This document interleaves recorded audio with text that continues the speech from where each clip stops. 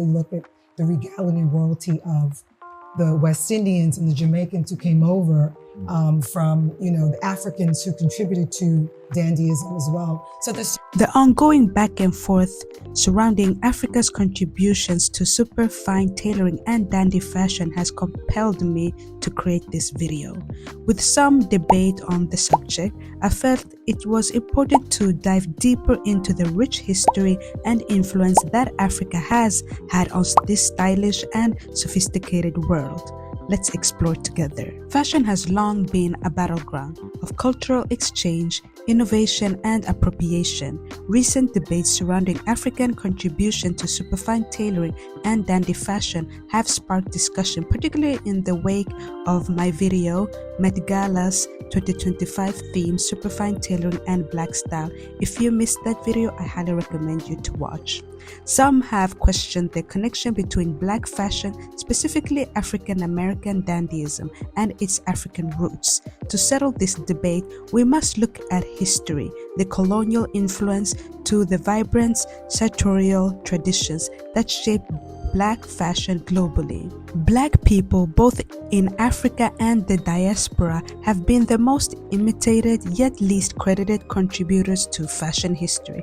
This deep dive will explore how African fashion traditions, colonialism, and the transatlantic slave trade shaped black style, with particular attention to the elegance, resilience, and defiance embedded in dandy fashion. The most imitated, least credited, the African influence on luxury fashion and dandyism. Black people, both in Africa and the diaspora, have been the most imitated yet least credited contributors to fashion history.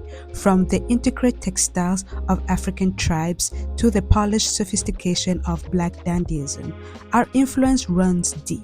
Yet luxury fashion brands have frequently borrowed or outright stolen designs, patterns, and aesthetics from African cultures without acknowledgement. The theft of African fashion by luxury brands. I'm exposing the luxury brands who have stolen from African tribes and given them no credit at all. The Louis Vuitton monogram was made in 1896, but parts of it was actually stolen from a Kwili tribal mask. The Louis Vuitton damier bean was stolen from the Kuba chief's formal attire from the Kuba kingdom in Congo, Africa. The Versace Greca print was also stolen from the Kuba tribe and the Fumban tribe in Cameroon. The Louis Vuitton men's collection in 2012 was inspired by the Masai Shuka, a traditional African blanket cast in colourful shades of red and blue. The design stolen from the Masai tribe of Kenya and Tanzania. Louis Vuitton also created in 2014 the tribal mask chain wallet. Is it just inspiration or is it cultural appropriation, and should these tribes be compensated with the profits that these brands are getting? Luxury brands have long appropriated African designs, from the bold geometric patterns of the Maasai and the Ndembele people to the regal draping of the Yoruba Agbada. High fashion houses such as Louis Vuitton, Gucci, and Dior have showcased collections that bear striking resemblances to traditional African garments, yet rarely credit their sources. For instance, Dior's 2019 Cruise collection features wax prints fabrics that mimic West African textiles, yet the brand marketed them as exotic, without acknowledging their origins. Similar, Valentino Spring 2016 collection was widely criticized for using Maasai beadwork and Zulu-inspired leatherwork, while featuring a predominantly white cast of models. These patterns of appropriation extends beyond just textiles. Silhouettes like the kaftan, jelaba, and the bubu have all made their way into luxury collections, repackaged as high fashion while their African roots are erased. Meanwhile, actual African designers often struggle for visibility on the global stage, even as their work inspires major fashion houses. The historical contexts: colonialism, slavery, and the evolution of black style, the forced migration and cultural adaptation.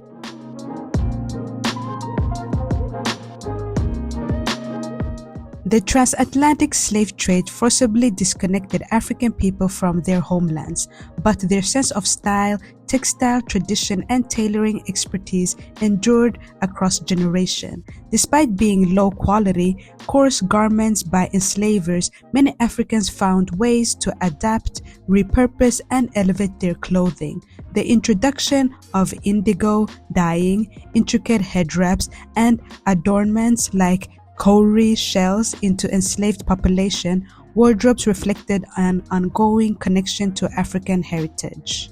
During slavery, laws such as sumptuary codes were put in place to control Black people's dress, often restricting them from wearing certain fabrics, colors, or styles associated with wealth and status. However, enslaved individuals subverted these restrictions through creative means, using bright dyes, patterned textiles, and elaborate tailoring techniques to distinguish themselves. By the late 18th and 19th century, free and enslaved Black people across the Americas began to develop distinct dandy aesthetics.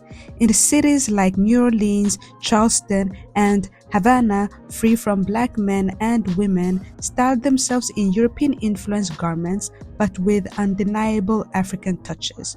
Women adorned themselves with jealous-style head wraps, a practice that later became institutionalized through the Tignon law in Louisiana, forcing Black women to cover their hair. However, they transformed this mandate into an elegant fashion statement, using vibrant colors and elaborated wrapping techniques. The influence of the enslaved African dress extends beyond the Black community. White enslavers often took inspiration from the elaborate fabrics and patterns their enslaved workers created, later commercializing these styles. Over time, the aesthetic resilience of enslaved Africans evolved into Black dandyism, a movement that redefined luxury and sophistication on Black terms. In post-slavery societies, Black dandyism emerged as a powerful statement. Figures like Frederick Douglass and W.E.B. Du Bois embodied and refined styles that defied racist stereotypes. Meanwhile, Africa, traditional garments were modernized to reflect status and cultural pride, blending European tailoring with indigenous aesthetics. African influence on the evolution of dandyism.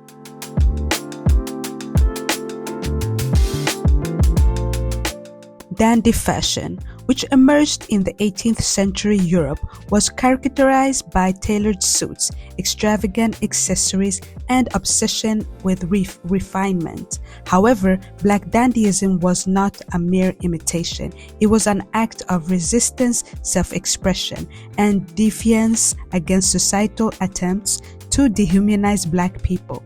Whether in Africa, Europe, or the Americas, Black men used fashion to assert their dignity, despite living in societies that sought to strip them of it. During the 18th and 19th centuries, formerly enslaved Black men in Europe and the Caribbean, such as Julius Sobeys in England and Ignatius Sancho, embraced dandy fashion as a statement of intellect and refinement. Their presence in high societies challenged racial stereotypes and redefined what it means to be a gentleman. In the United States, Black men developed their own version of dandyism, despite the segregation and discrimination. Figures like Frederick Douglass, who was always impeccably dressed, used fashion to counter racist caricatures and demand respect. The zoot suit movement of the 1930s and 40s, popular among Black and Latino men, took dandyism to a new level, using exaggerated silhouettes as bold rejection of assimilation. Meanwhile, Africa's sartorial traditions merged with European tailoring to create new forms of dandyism. This is evident to the rise of the Sapeurs in Congo and the Swenkas of South Africa, both of whom turned fashion into a form of protest and personal pride. By reclaiming European styles and infusing them with African vibrancy, they subverted colonial influence and made dandyism their own. Today, Black dandyism continues to thrive in street style, high fashion, and music culture, proving that elegance and rebellion are not mutually exclusive. It remains as a statement to the resilience, creativity, and enduring influence of Black style. African contributions to superfine tailoring and dandyism. Les Sapeurs of Congo. My pronunciation is just funny. I just had to try the French version. La Sape, Société des Ambassadeurs et des Personnes Élégantes. Again, don't come for me. I'm not French. I just tried, okay? But this means the society of ambience makers and elegant people. This is more than just a fashion movement. It's a philosophy, a rebellion, and an art form. Born in the Democratic Republic of the Congo and the Republic of the Congo, La Sape emerged as a cultural statement that blended European tailoring with African vibrancy, turning clothing into a symbol of pride, sophistication, and defiance. Origins and colonial influences.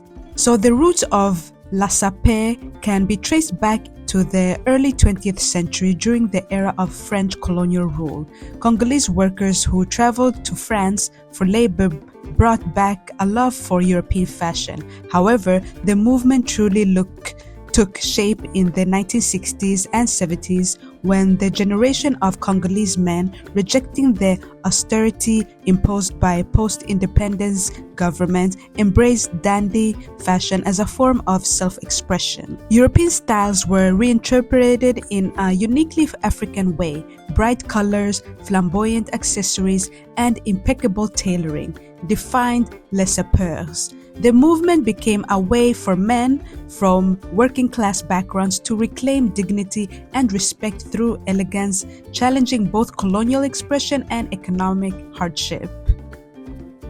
Papa Wemba, the father of Congolese dandyism. One of the most influential figures in the evolution of La Sape was Papa Wemba, the legendary Congolese musician and style icon. Known as the king of rumba rock, Wemba not only revolutionized Congolese music but also set the blueprint for Sapeur culture. In the 1970s, he introduced La Sape as a lifestyle through his band, Viva la Musica. Papa Wemba urged young Congolese men to adopt sophisticated European styles, Armani, Yves Saint Laurent, Jean-Paul Gaultier, while maintaining as a uniquely African swagger. For Wemba, dressing well was not just about fashion, it was a form of cultural resistance and a declaration of self-worth. In interviews, he often stated, "A Zairian should be elegant, not because he is rich, but because he respects himself." His music videos and stage performance showcased La Sape in full force,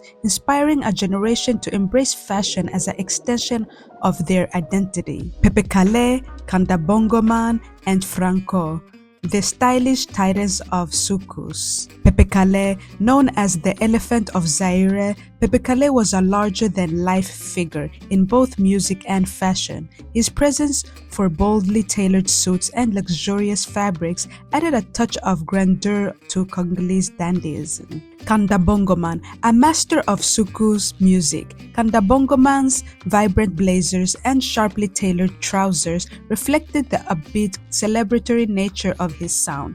His signature style made him one of the best-dressed musicians in Africa. Franco, as a pioneer of Congolese rumba, Franco's style was more understated compared to other sapeurs, but he often wore impeccably fitted suits that embodied timeless sophistication. His music was deeply political, and his style reflected his sharp intellect. And Koffi Olomide, a true fashion chameleon. Koffi Olomide embraced luxury designs, brands, and theatrical outfits, bringing La Sape to international stages. His flamboyant performances and high fashion aesthetic made him one of the most stylish African musicians of his era. La Sape as a socio-political statement. Beyond fashion, Les Sapeurs represented a resistance movement against economic struggles, political instability, and post-colonial narratives that sought to suppress African expressions. Many sapeurs come from humble backgrounds, yet they dedicate themselves to dressing impeccably, following strict sartorial codes, and maintaining an air of dignity. For some, La Sape is a spiritual philosophy, an affirmation that personal elegance can transcend material hardship. In a war-torn Congo, where poverty is widespread, the ability to dress well become an act of rebellion against despair. The modern influence of La Sape. Today, Les Sapeurs remain a global phenomenon. Their influence can be seen in contemporary fashion editorial, music videos, and high fashion campaigns. Brands like Dior and Gucci have drawn inspiration from Congolese dandyism, though they rarely acknowledge its roots. The movement continues to thrive in Kinshasa and Brazzaville, where Sapeurs host vibrant gatherings, strutting through the streets like runway models, turning everyday life into a performance and elegance as pride. With the rise of Afrobeats and international African fashion designers, La Sape is finding new life in modern Black fashion culture, proving that true style is not about wealth, but about swagger, pride, and cultural legacy. In 2012, Solange dropped Losing You, a visually striking music video that introduced many to dapper and distinct style of South Africa's Swenka. But for those familiar with Zulu dandyism, this was nothing new. It was a tradition, a statement, a way of life. Swenka culture, rooted in post-apartheid South Africa, is a mix of European tailoring and African swagger. These men, known as Swenka, take pride in their meticulously styled suits, moving with a grace that turns fashion into a form of self-respect and resilience. Solange's Losing You didn't just feature this movement, it celebrated it. The way they walk, pose, and command attention mirrors a deeper history of Black men across the diaspora, using fashion as power, and Swenka fashion, it's a testament to that power. Swenkas of South Africa, Zulu dandyism, and Nkabi Drip. The Swenkas are a group of working-class Zulu men in Johannesburg, South Africa, who engage in a unique tradition of dressing in immaculate suits on weekends. Their name derives from the Afrikaans word swenk, meaning to swagger or show off, and they live up to this with their carefully curated ensembles. This tradition can be traced back in the early 20th century when Zulu men left rural areas to work in cities as laborers in mines and constructions. Despite facing discrimination under apartheid, these men sought to reclaim their dignity through dress, mirroring how Black dandies in the diaspora used fashion as resistance. European-style suits became a symbol of self-respect, success, and masculinity, yet the Swenkas infused their own African elegance, blending sharp tailoring with Zulu culture pride. Swenka competitions, fashion as performance. By the 1950s and 70s, Swenka fashion competitions became an underground subculture. Men competed in ritualization fashion contests where judges evaluated their suits, cut, fit, and elegance, confidence and swagger, Isoka style, Zulu masculine charm, morality, and clean living. Many Swenkas followed codes of honor, valuing discipline and self-improvement. Winning this competition brought prestige and respect. Similar to Sapeurs in Congo, the movement wasn't just about looking good, it was about dressing with purpose, embodying dignity and oppressive system. The Zulu dandy aesthetic, sharp suits, and African boldness. Though their clothing was European-inspired, the Swenkas embraced Zulu culture elements. Bright colored ties, suspenders, and pocket squares, symbolizing vibrancy, a contrast to rigid Western minimalism. Crisp fedoras and trilby hats, reminiscent of both American jazz musician and African royalty. Zulu beadwork accessories subtly incorporated into formal looks. A bold walk. The Swenka strut exude confidence, much like Nkabi Hitman walk that later emerged into modern South African streetwear. The evolution, Swenka influence on Nkabi Drip. In recent years, a new iteration of Zulu dandyism has emerged, Nkabi Drip, originally tied to the aesthetic of Nkabi, a term that hitmen or street-wise figures in Zulu culture. Nkabi fashion took elements of Swenka style and reimagined it for the modern era. So what defines Nkabi Drip? Number 1, oversized yet structured suits, a nod to both Swenkas and 1990s American hip-hop fashion. Bold pinstripes, vibrant blues, and deep purples, colors symbolizing wealth and power. Polished shoes and vintage accessories, a continuation of Swenka tradition. Gold chain and dark sunglasses, bringing in modern swag, blending gangster elegance with dandy refinement. This aesthetic exploded into mainstream culture, especially in South African music videos, fashion campaigns, and global hip-hop circles. Music's role from Swenka culture to global stage. Zulu dandyism has always had a close relationship with music, and several artists helped shape its evolution. Maskandi and the early sound of Zulu swagger. Fuzekemisi Umfazonyama. Excuse my pronunciation. Maskindi musicians who dressed sharply, proving that working class men could be elegant. Ladysmith Black Mambazo. Their traditional attire combined Swenka formality with Zulu heritage, modernizing Swenka fashion, Afropop and house music. Brenda Fassie. Although not a Swenka herself, Fassie's Afropop style of the 1980s encouraged young men to embrace bold, tailored looks. Oskido and DJ Tira pioneered with the Kwaito house movement, bringing flashy suits into club culture. Nkabi Drip's explosive popularity in hip-hop and Ngom. Big Zulu, perhaps the biggest ambassador of Nkabi Drip, Big Zulu consistently wears well-tailored suits, fedora hats, and polished leather shoes in his music videos, reintroducing Swenka fashion to a younger audience. Shava blends Zulu warrior aesthetics with dandy fashion, proving that tradition and modernity can coexist. DJ Mafurisa and Kabza De Small are Mapiano superstars who often incorporate Swenka elegance into their visuals. Conclusion: Swenka and Nkabi Drip as timeless Zulu elegance. Though times have changed, the spirit of Swenkas remains strong. Their legacy lives on through Nkabi Drip, South African hip-hop, and global black dandyism, whether on the streets of Johannesburg or in the Parisian fashion weeks. The essence of Zulu refinement continues to shape contemporary style. The African influence on superfine tailoring. From the regal robes of African kings to meticulously tailored suits of black dandies, the influence of African craftsmanship on global menswear is undeniable. Each stitch, fabric choice, and silhouette tells a story, one of cultural pride, innovation, and resistance against erasure. Some people got real mad that I'm African or that I included African culture in my Met Gala Dandyism video, as if Africa hasn't played a massive role in shaping black elegance. The theme may not be strictly about African dandyism, but let's not erase the fact that Africa has always been a major influence in how black people worldwide define luxury, refinement, and style.